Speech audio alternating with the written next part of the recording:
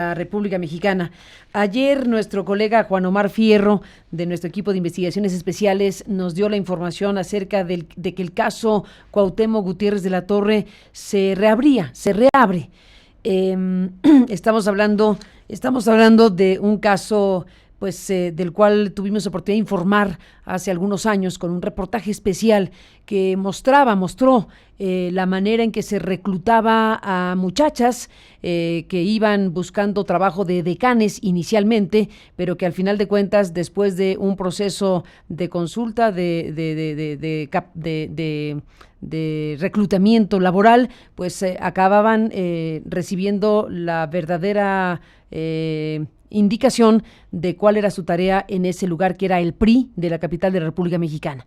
Estas muchachas que, atendiendo anuncios en el periódico y algunos anuncios en el Facebook, veían que se solicitaba decanes, acudían al lugar y veían que era el Partido Revolucionario Institucional Ciudad de México, y dentro de las instalaciones del PRI capitalino, esas muchachas eran entrevistadas, eran reclutadas, y se les indicaba con mucha claridad, porque lo pudimos saber de manera directa con nuestra colega reportera anónima que estuvo ahí para este reportaje, el tipo de cosas que tenían que hacer, es decir, prestar servicios sexuales al presidente del PRI en la capital de la República Mexicana.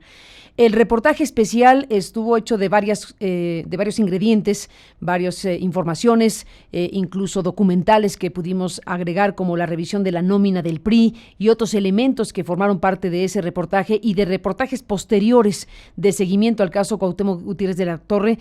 Tuvo como eje principal esta grabación que se obtuvo de la forma en la que hemos narrado. Nuestra colega periodista, junto con Juan Omar Fierro y Daniel Izárraga, tomaron un taxi después de haberse diseñado este reportaje, diseñado las partes del reportaje, que surgió a partir de que tuvimos conocimiento, y Juan Omar Fierro es una pieza clave de esta investigación.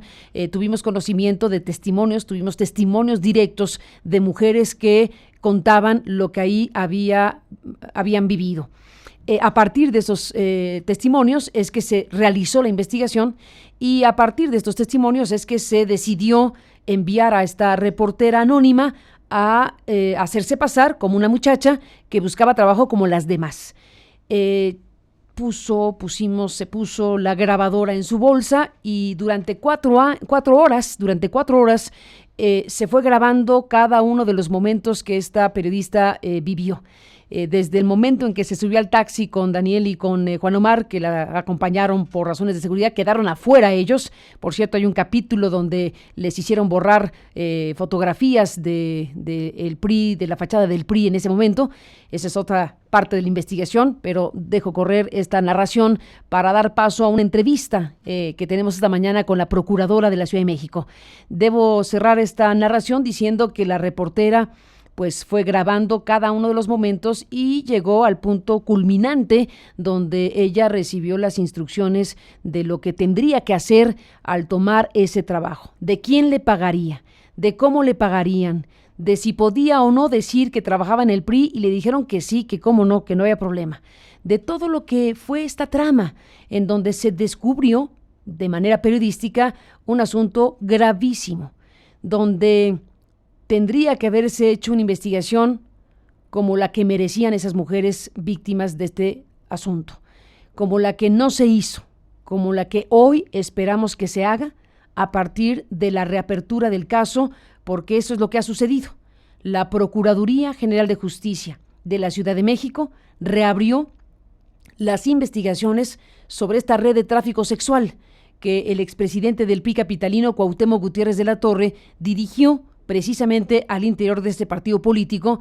Y el tema aquí es que se han ordenado nuevas diligencias para esclarecer el tema, para responder lo que quedó oculto, para esclarecer lo que fue omitido, para hacer lo que no se hizo en una investigación que tiene incluso que ser redireccionada, no a asuntos electorales, que también tiene su componente electoral por tratarse de un partido político, pero antes que saber si el PRI usó o no dinero público para financiar una campaña, para financiar una red de esta naturaleza, antes que eso, que es importante, están las propias víctimas mujeres. Se está redireccionando la investigación precisamente a lo más trascendente, que es precisamente el tema de posible trata de mujeres, posibles acciones que evidentemente la investigación tendrá que esclarecer.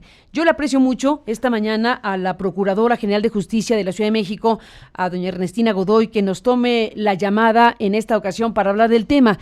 Con ella hemos hablado en otras ocasiones para varios temas, pero en este momento le pido que conversemos sobre esta reapertura del caso Gutiérrez de la Torre, en qué consiste, qué se puede esperar, en qué punto estamos. Procuradora, gracias que me toma la llamada. Buenos días. Muchísimas gracias, muy buenos días, con todo gusto, Carmen. Efectivamente hemos recibido una sentencia de un juicio de amparo. 3 mujeres se amparan contra la resolución que había emitido la Procuraduría, en específico la Coordinación de Agentes del Ministerio Público Auxiliares del Procurador, en el sentido de decretar el no ejercicio de la acción penal y mandar esto ya a un archivo definitivo.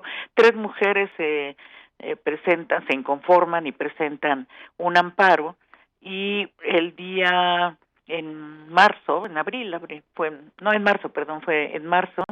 nos notificó el juez de distrito que había amparado y protegido a estas tres mujeres para que se dejáramos insubsistente la resolución que se había emitido en septiembre del 2015 en varias carpetas de investigación efectivamente ante la Fiscalía de Asuntos Especiales, y en su momento, cuando hay elecciones, se convierte también en electorales, ¿no? Y ordena que con libertad de jurisdicción, o sea, la Procuraduría tiene libertad de jurisdicción, se emite una nueva determinación.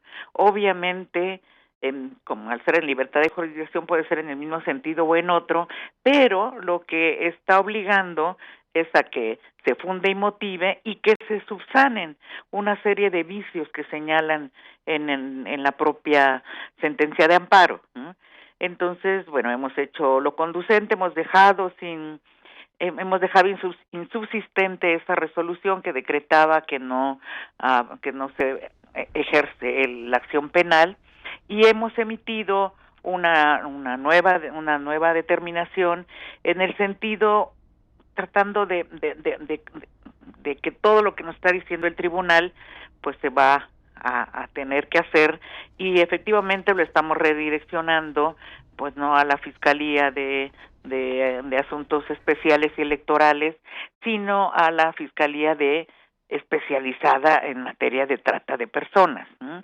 Y esto, los elementos, por ejemplo, que nos pide el tribunal que se subsanen, es que primero es que indebidamente, nos dicen, se había acumulado las investigaciones de las mujeres con una investigación que se inicia a partir de una denuncia que presenta el propio señalado, Cuauhtémoc de la Torre, y las acumulan, con lo cual pues las partes conocen todo lo que está pasando en las investigaciones. Eso fue indebido, nos dicen eso, sepárenlo, obviamente lo vamos a separar, nos piden señalar con precisión la hipótesis de conducta de cada uno de los delitos de trata de persona y lenocinio, ¿no? Todo lo que tiene que ver con el tipo penal. Nos piden rehacer algunos dictámenes periciales, por ejemplo, en materia de acústica, ver si cómo se desahogó son idóneos. En fin, tenemos que revisar absolutamente todo, y claro que nos pide que todo esto lo hagamos con perspectiva de género, que es algo que no se hizo, ¿no? Entonces, bueno, nosotros hemos informado al tribunal, al Poder Judicial, que hemos emitido esa nueva resolución, dejando sin efecto la anterior, pidiendo que se pase a la Fiscalía especializada en materia de trata de personas, ¿no? Y protección, tenemos que se protege a las víctimas y demás. Y en este momento lo que estamos esperando es que el juez determine si con eso estamos dando cumplimiento a la sentencia de amparo. Lo que sucede es que se pone del conocimiento del juez lo que nosotros creemos que es el cumplimiento, que prácticamente es revisar todo, revisar y en su caso repetir algunas diligencias, y el tribunal pone de conocimiento a las personas a las que se les protegió con el amparo, para que ellos determinen si están de acuerdo que ya dimos cumplimiento o no, ¿no? En este momento estamos esperando a que el juez determine si con eso estamos dando cumplimiento o nos pide alguna otra actuación. Pero por lo que puedo decir es que si nosotros estamos prácticamente pues diciendo vamos nuevamente a analizar, a investigar bajo estos parámetros que nos da el propio tribunal, y obviamente estaremos haciéndolo con perspectiva de género, que es algo a lo que nos hemos comprometido desde que entramos, ¿no? Estoy de acuerdo. Vamos a revisar. Sí, desde luego están obligadísimos después de esta resolución, evidentemente, procuradora. Pero déjeme detener un segundo aquí. No me peleo para nada en que se redireccione la investigación del caso Gutiérrez de la Torre, como usted lo dice, pero en donde también me genera ruido es el hecho de que, en todo caso, la investigación, entre comillas, que se hizo en el ámbito electoral, pues entonces ya no se hará.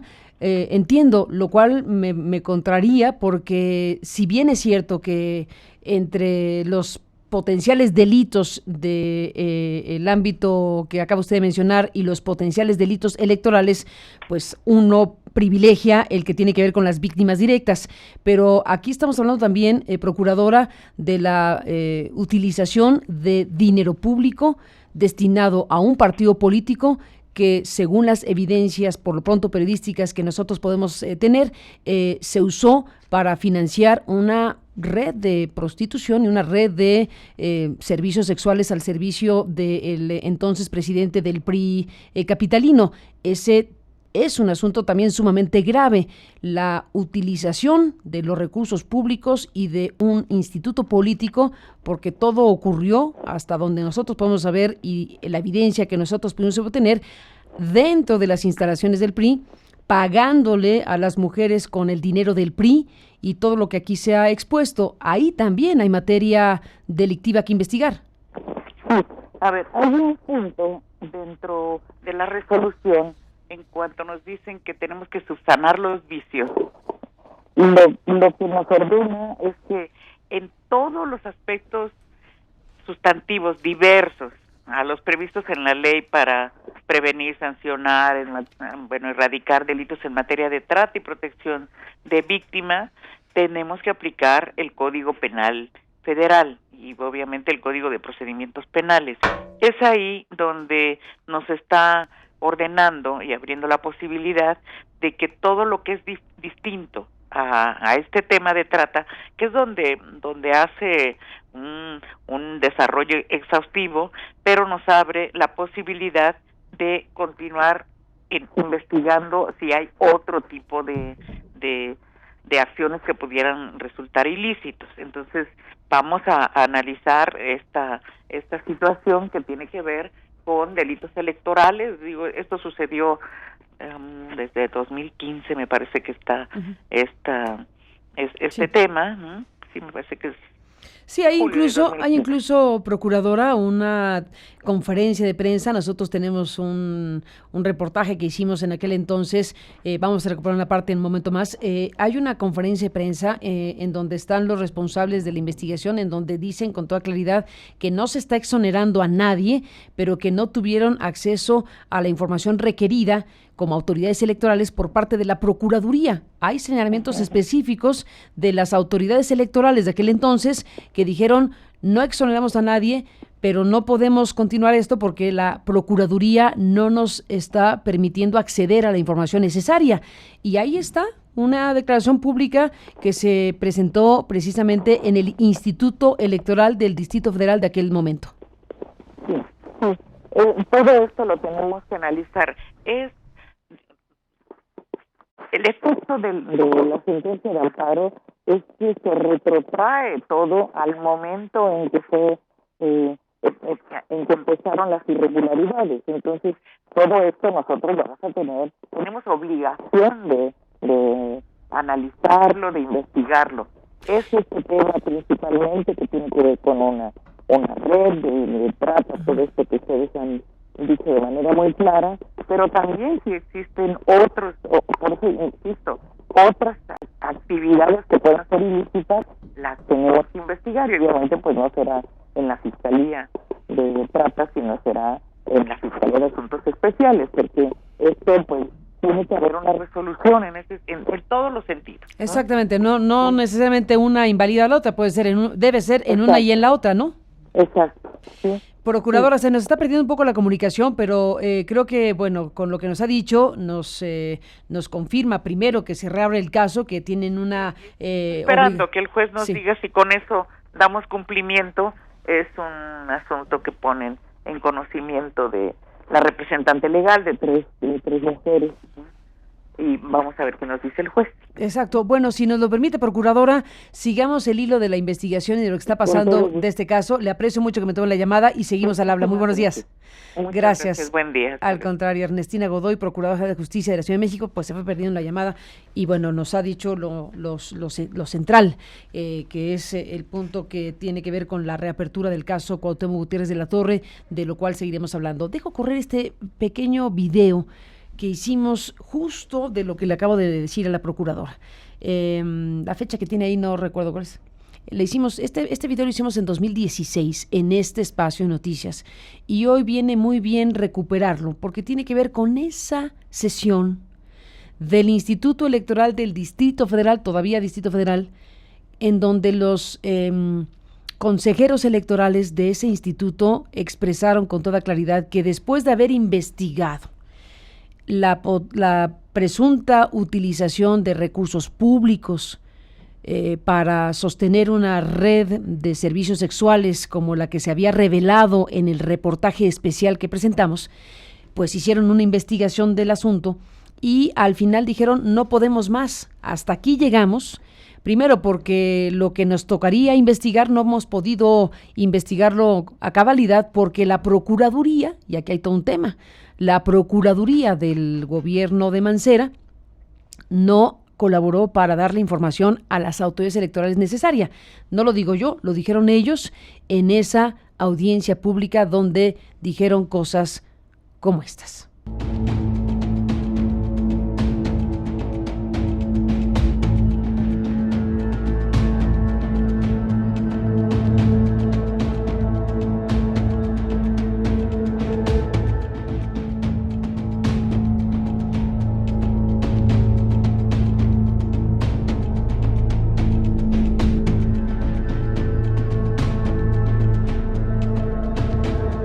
El proyecto que está a su consideración representa uno de los retos más importantes que ha enfrentado este Instituto Electoral.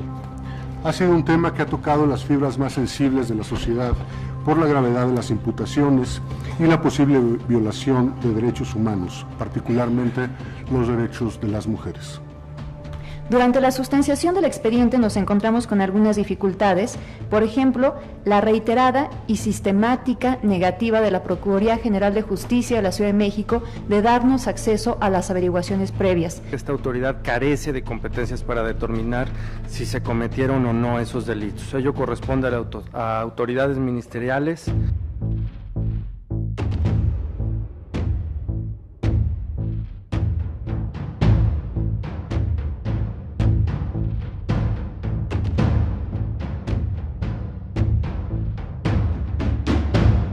Desde luego hay una serie de señalamientos en el sentido de que esta autoridad electoral está exonerando al presunto responsable. Aquí no se va a exonerar a nadie porque esta institución no exonera a nadie. Junto con este voto a favor, yo quisiera expresar un muy respetuoso exhorto a la Asamblea Legislativa para que sin mayor dilación produzca una legislación adecuada en contra de la violencia y particularmente la violencia política hacia las mujeres. Que se revise el marco legal de la ciudad respecto a la trata de personas.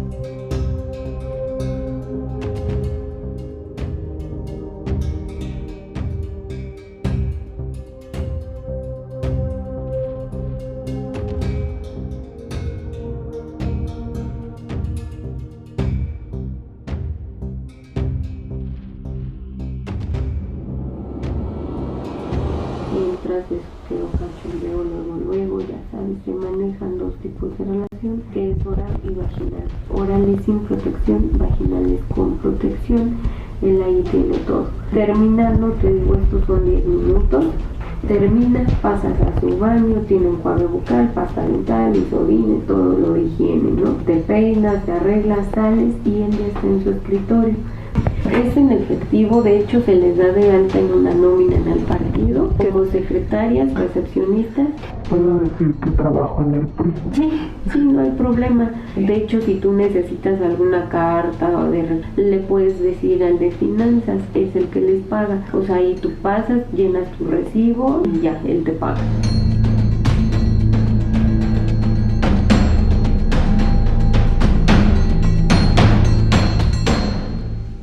Esto presentamos en su momento cuando Yuri Beltrán, cuando Mario Velázquez Miranda, cuando Dania Paola Rabel, Carlos González Martínez eran consejeros electorales del Instituto Electoral del DF y dijeron lo que usted acaba de escuchar. Subrayo una de las partes donde dice aquí no se exonera a nadie y subrayo otra de las partes que Dania Paola Rabel, consejera electoral, decía o dijo, no se contó con la colaboración de la Procuraduría de la Ciudad de México para hacer esta investigación relacionada con el tema electoral y los eventuales recursos o los recursos utilizados de un partido político, es decir, dinero de los mexicanos, para financiar lo que ahí se financió, que es este grupo de mujeres que quedaron contratadas para prestar servicios sexuales al presidente de ese momento del PRI capitalino. Estamos hablando de este reportaje que presentamos el 8 de septiembre de 2016 y bueno, pues es parte de lo que ahora vamos a revivir una vez que el caso sea reabierto. La voz que usted escuchó, esta que hemos recuperado para efectos de recordar el caso, la gravedad del caso, la naturaleza del caso, es la voz de Priscila Martínez. Esta mujer que describió con toda claridad el tipo de servicio sexual que tendría que dar la muchacha que estaba siendo contratada o reclutada para prestar sus servicios en el PRI de la Ciudad de México, que resultó ser nuestra colega periodista anónima, que llegó a ese lugar con el propósito de recoger de forma directa la experiencia que han vivido y espero que no sigan viviendo, no sabemos cuántas mujeres más en esta red financiada de esta manera y con los propósitos que aquí quedaron descritos de manera bastante clara. Está otro nombre que es el de Sandra Vaca, del equipo directo de Gutiérrez de la Torre, una de las reclutadoras de Cuauhtémoc Gutiérrez de la Torre, que hoy es diputada en el primer Congreso de la Ciudad de México. Ahí está, como representante popular, alguien que forma parte de esta trama.